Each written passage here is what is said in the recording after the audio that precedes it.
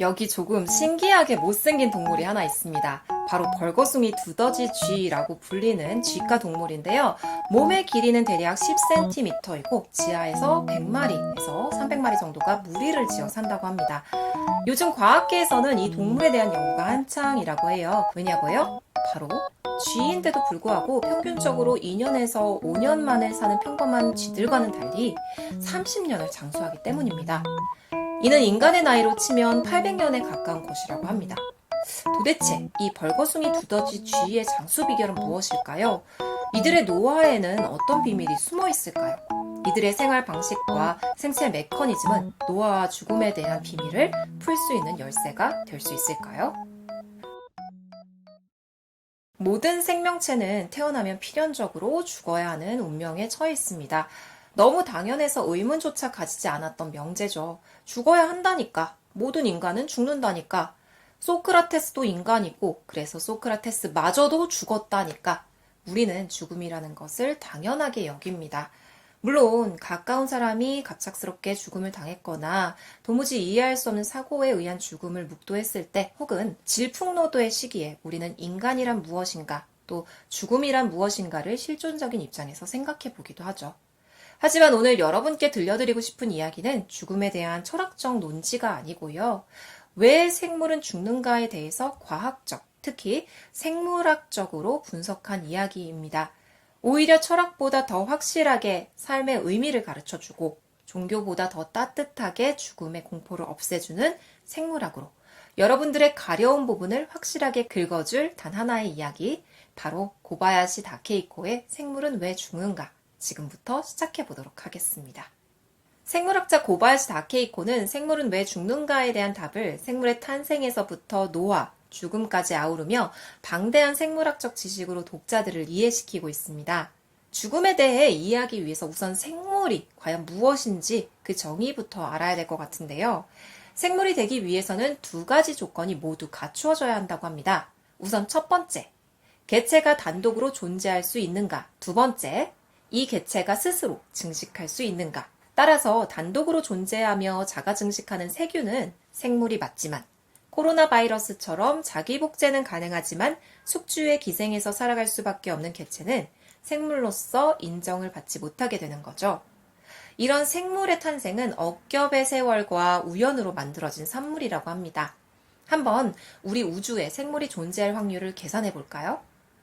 그 계산을 해보면 생물의 탄생이 얼마나 희박한 확률 속에서 시작한 것인지 알 수 있을 거예요. 우주에는 1000억의 1000억 배 이상의 항성이 있다고 추정됩니다. 즉, 태양 같은 것이 1000억의 1000억 배 정도 있다는 것인데요. 사실 이 어마어마한 수치는 그저 관념적으로만 생각할 수 있으므로 전 우주를 대상으로 삼지 말고 우리가 속해 있는 은하계로 그 가능성을 대폭 줄여보도록 할게요. 1000억분의 1보다 훨씬 작은 크기로 줄여진 거겠죠? 이 정도 범위에서 지구 외에도 생물이 있을 확률의 행성을 찾아낼 수 있을까요? 이 작은 이 은하계 안에도 무려 1000억 개의 항성이 있다고 합니다. 1000억 개, 엄청 많죠. 여기서 지적인 생명체가 탄생할 확률을 구한 드레이크 공식이 있는데요.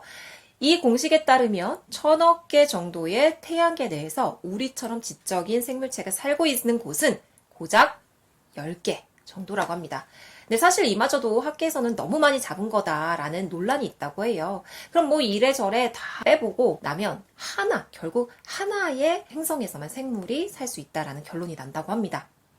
고바야시 다케이코는 심지어 이렇게도 이야기를 해요. 이 생명체가 탄생할 수 있는 확률, 이것은 아주 정교하게 만들어진 손목시계를 모두 분해해가지고 수영장 풀에 넣어놓고 그 수영장물을 휘휘 저었는데 그 시계가 다시 맞춰지고 심지어 그게 정상적으로 작동할 확률, 이것이 바로 생명체가 탄생할 수 있는 확률이라고 말이죠.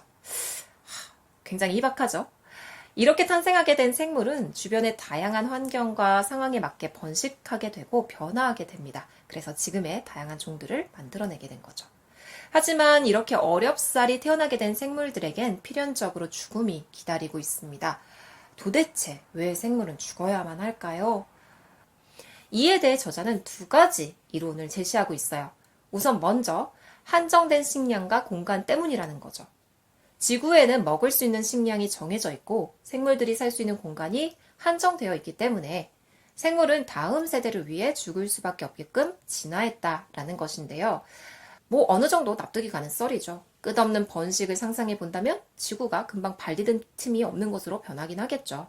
하지만 만약 식량이 무한대로 제공이 되고 살아갈 수 있는 공간도 무한으로 제공된다라는 가정을 한다면 과연 생물은 죽지 않는 방향으로 진화하게 될까요? 아마 그렇지는 않을 것 같아요. 아무리 많은 공간과 식량이 있다고 한들 생물이 죽어야 한다라는 사실에는 변함이 없을 것 같습니다. 자, 그렇다면 두 번째 이유, 바로 저자가 강력하게 주장하고 있는 이 두 번째 이유가 죽음의 결정적인 이유라고 볼 수 있다고 합니다. 바로 생물의 다양성을 위해서라는 거죠. 세포가 분열하여 주변의 것과 결합을 하고 그 결합한 것들 중에 환경에 적합한 것들이 살아남게 되면서 종들은 자신의 존재를 더욱 공고히 하게 됩니다. 이렇게 하나의 세포에서 변이를 거친 생물 종들은 서로 다른 다양한 생물로 분화하게 되는데요. 윗세대는 죽었지만 그로 인해 다양한 생물들이 생겨나게 되는 것이죠. 그런데 도대체 왜 생물이 다양해야 하죠? 그냥 우리끼리 잘 살면 되지 않나요? 이 다양성에도 과학적인 근거가 있습니다. 다양성을 가진 생물들은 전 공동체적인 관점으로 봤을 때 생존에 유리하다고 해요. 생물이 다양하다면 어떤 상황이 닥쳐도 모든 개체가 사라지는 경우는 희박하게 되기 때문이죠. 즉, 생태계의 먹이사슬 고리가 무너지는 경우가 없다라는 얘기입니다. 먹이사슬의 특정 위치에 점해 있는 하나의 생물이 멸종을 한다 하더라도 그와 비슷한 먹이사슬 위치에 있는 그 기능을 하는 또 다른 종이 이 사라진 종의 자리를 대체해 줄 수 있다라는 것이죠. 하지만 만약 생물이 다양하지 않다면 어떤 일이 벌어질까요? 그렇죠. 사라진 종을 대체할 수 있는 또 다른 종이 없기 때문에 생태계는 붕괴하고 말 거예요. 코로나가 처음 발생했을 때 전 세계적으로 벌벌 떨었던 이유도 바로 이와 관련이 있어요. 인류의 종이 호모사피엔스 단 하나로 이루어져 있잖아요. 그렇기 때문에 치명적인 바이러스에 매우 취약한 거죠. 한마디로 인류는 새로운 바이러스 하나만으로도 순식간에 멸종을 할 수도 있다. 이 말인 거예요. 예전에 유럽인들이 그 아메리카 대륙을 정복하면서 네이티브 아메리칸들을 굉장히 쉽게 정복할 수 있었던 이유 중 하나가 바로 이 천연두 바이러스에 있었다라고 하잖아요. 유럽 대륙의 사람들은 이 바이러스에 이미 익숙해서 면역력이 있었지만 네이티브 아메리칸들은 전혀 면역력이 없었고 이 때문에 결국 그들은 죽을 수밖에 없었다라는 것이죠. 마찬가지로 코로나 바이러스는 인류에게 전혀 듣도 보도 못한 바이러스였고 자칫 전 인류의 존속을 위태롭게 만들 수 있는 사건이었습니다. 물론 이건 극단적인 가정이기는 하지만 어쨌든 중요한 것은 이 다양성이라는 것은 전 공동체적인 관점에서 특히 생명체의 존속이라는 관점에서 봤을 땐 매우 중요한 요소라는 것을 기억하셔야 될 것 같아요. 그리고 이 다양성은 반드시 이전 세대 죽음을 전제로 해야지만 가능하다는 것이죠.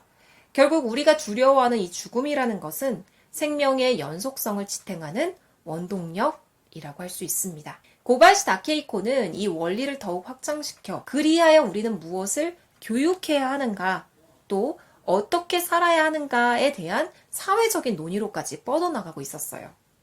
이러한 쟁점 가운데 하나는 역시나 다양성이라는 키워드가 놓여 있었죠. 양육을 할 때 있어서 부모는 아이가 기존의 틀에 사로잡히지 않도록 가능한 한 다양한 선택지를 줘야 하고 단일한 척도로 평가해서는 안 된다는 이야기를 했는데요. 또한 아이의 개성 신장을 위해 부모 말고도 다른 어른이 필요하고 또 자신답게 살 수 있도록 길을 만들어줘야 한다라고 말을 하고 있습니다. 사실 이는 최재천 교수님께서 언제나 강조해서 말씀하신 부분과 굉장히 겹치는 부분이기도 해요. 요즘 생물학계에서 아주 강력한 키워드가 바로 다양성 아닐까 생각해 봅니다. 제가 이렇게 간략하게 책의 내용을 설명했지만 이 책에는요, 생물학에 대한 정보가 굉장히 많이 들어있어요. 사실 그런 어떤 학술적인 부분에 관해서는 제가 혹시라도 잘못 설명해 드릴까봐 생략을 하긴 했는데요. 더 궁금하신 분들은 꼭 한번 생물은 왜 죽는가를 구매해서 읽어보시길 강추해 드릴게요. 구매 링크는 제가 더보기란에 심어 놓을 테니까 편한 곳에서 구매해서 읽어주시면 되겠습니다. 자, 그럼 오늘 생물은 왜 죽는가에 대한 이야기는 여기까지 하도록 하겠고요. 제가 사실 이 책을 가지고 북토크를 진행할 예정이에요. 이 책을 기획하신 출판사 사장님, 허클베리 북스의 대표님과 함께 11월 18일 서울 모처에서 북토크를 진행하게 되는데요. 혹시 관심 있으신 분들은 제 메일로 연락을 주시면 제가 참석 여부에 대해서 안내해 드리도록 할 테니 많은 관심 부탁드리겠습니다.